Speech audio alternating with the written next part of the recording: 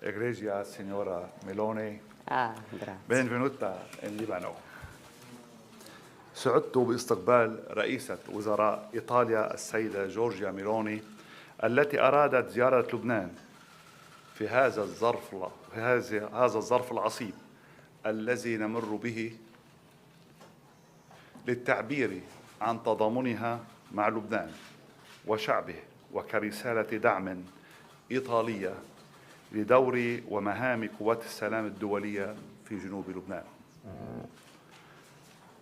في البداية تحدثنا عن العلاقات الثنائية الوثيقة التاريخية بين لبنان وإيطاليا، إضافة إلى الموضوعات ذات الاهتمام المشترك على صعيد منطقة الشرق الأوسط.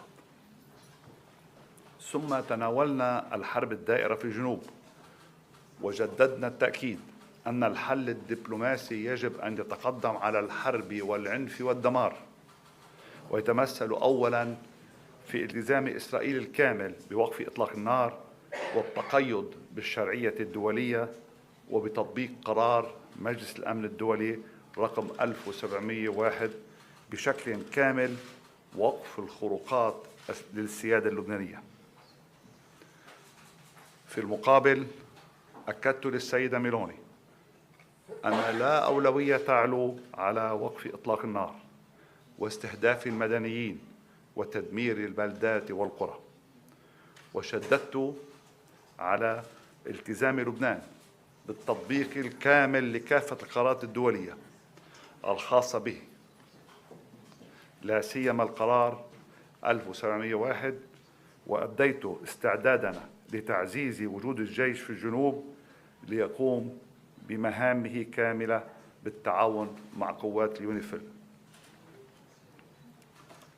كذلك أكدت للسيدة رئيسة الوزراء شكر لبنان وتقديره للمساهمة الكبيرة والدائمة لإيطاليا في إعداد قوات اليونيفيل، ما يعبر عن التزام إيطاليا بسلامة لبنان واستقراره وصون وحدة أراضيه.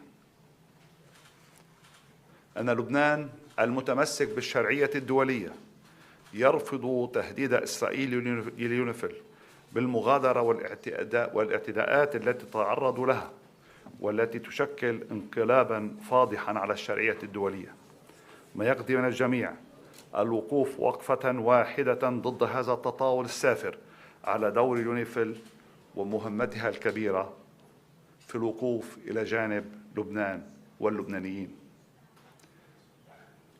كذلك فقد شكرت رئيسة الوزراء على دعم بلادها المستمر للجيش اللبناني وتعزيز قدراته لتمكينه من القيام بكل المهام المنوطة له.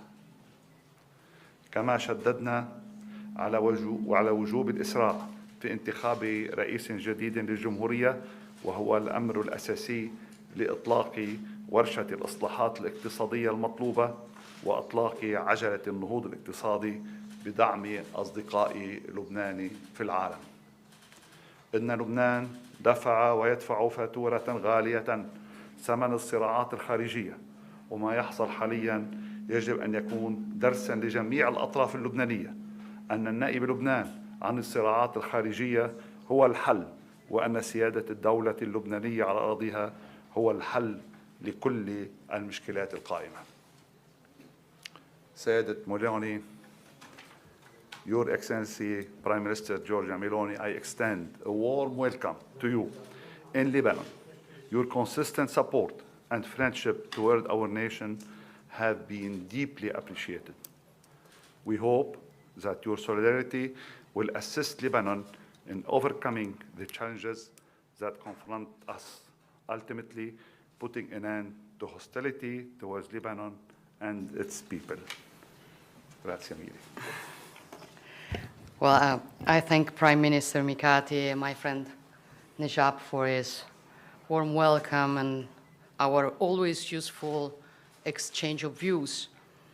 I want to say that I'm proud of being the first head of government to visit Lebanon since the beginning of the military escalation, and the only one who visited twice since October 7 last year. And my presence here today is, first of all, an expression of solidarity and closeness to civilians from all sides who are suffering from the consequences of the conflict. As you know, Italy, together with the other international partners, has been calling for a 21-day ceasefire for weeks now. And I want to thank the Prime Minister, as well as Speaker Berry, whom I'll meet later today, for having accepted this proposal. For it is very, very important for us. I came from Brussels, where I attended the European Council, and obviously the crisis in the Middle East was at the core of our works. And I can assure you that we are all working for a sustainable ceasefire in Gaza and here in Lebanon. We are supporting negotiations for the release of Israeli hostages from the hands of Hamas, and we are all striving to find the best ways to assist the civilian populations hit by this war.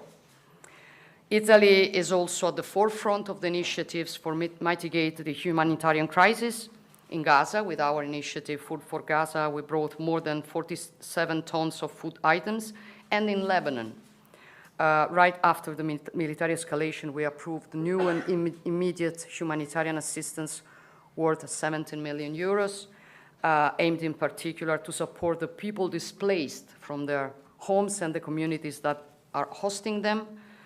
But I'm also here in Lebanon to thank all the soldiers deployed with UNIFIL and with the Italian bilateral mission, MIBIL. These soldiers have contributed for years to the stability of the border between Lebanon and Israel, and they will be needed in any post-conflict scenario. True. This is why I repeat that I consider targeting UNIFIL unacceptable, and I ask once again that all parties strive to ensure that all times the safety of each of these soldiers is guaranteed. This is also why I'm convinced that UNIFIL must be strengthened. Only by strengthening UNIFIL while maintaining its impartiality, we will be able to turn the page. And I think that we have to come back to the initial mission of UNIFIL and to do it properly in coordination with LAF. I'm also convinced that the Lebanese armed forces must be put in the best conditions to be able to assume their responsibilities. The goal is to increase the overall capabilities of the Lebanese security forces by strengthening the current training and education programs in agreement with the Lebanese authorities. I discussed all these topics with Prime Minister Mikati, and I agree with him on the need for a full and actual implementation of UN Security Council Resolution 1701.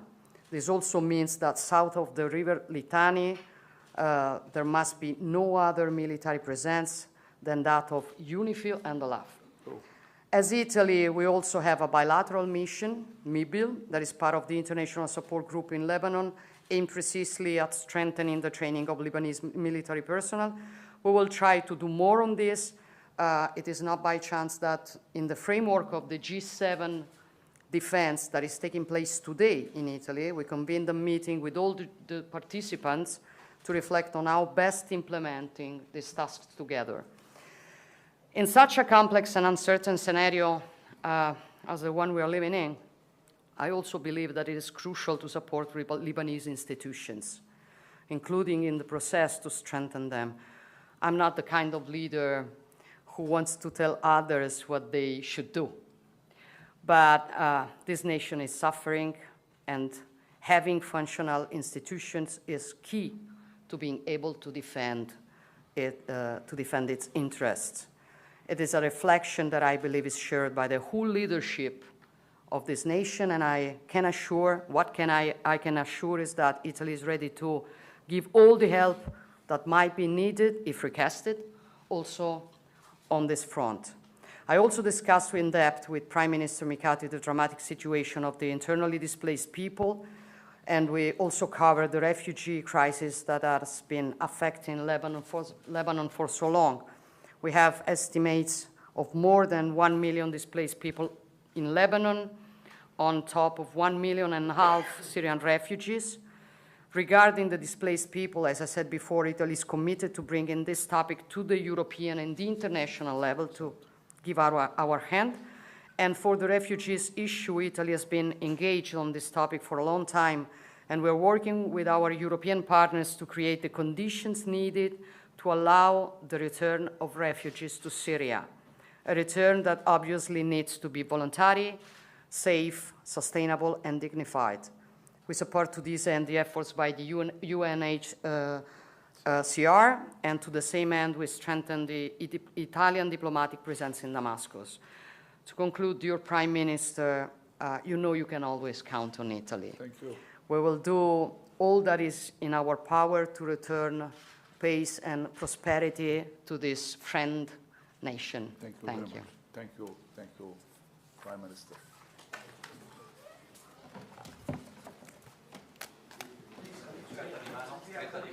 Photo.